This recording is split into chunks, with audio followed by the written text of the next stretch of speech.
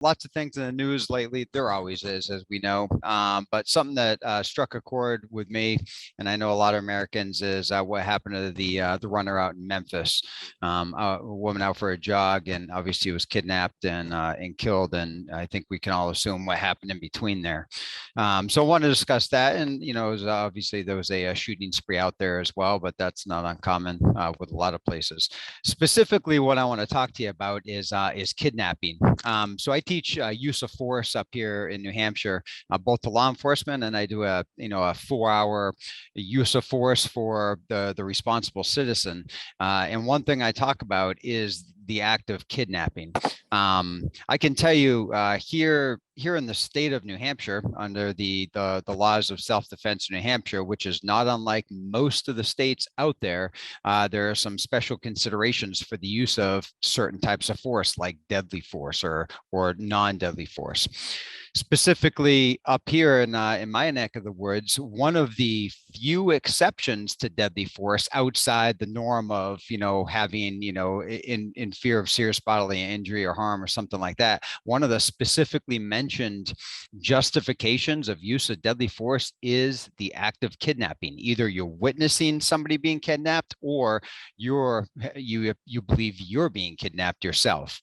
So I think what we got to just a general discussion on that is, and we're not talking about pretty stuff here, unfortunately, but kidnapping, if you are being kidnapped or you're witnessing what you believe to be a kidnapping in progress, what we need to understand is the fact that it's more than just the taking of that person, because as we know historically, kidnappings usually end in one of two ways, or both ways, unfortunately, and that's either one, the ultimate result is death, and that'd be whoever's kidnapped deaths.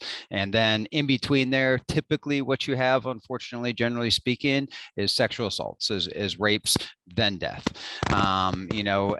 Once in a while you get the kidnapping for the purpose of ransom or something to that effect. I'm gonna kill her if you don't send me $1 million or something like that. But the kind of the norm in the United States for kidnapping is you got these sexual predators who are deranged, and that's their intent. Unfortunately, who was kidnapped, typically young children, or women. You don't hear a whole lot about a whole lot of men being kidnapped, but certainly happens. So young children and women, if they're getting kidnapped, it's typically, unfortunately, for one reason. And it's very obviously the most horrid thing you can think of. So what I want to put in your heads is the fact that kidnapping is one of the most egregious crimes. And the act of kidnapping in itself, I can speak for this state up here, but most states automatically justifies the use of deadly force. All right. No other factor.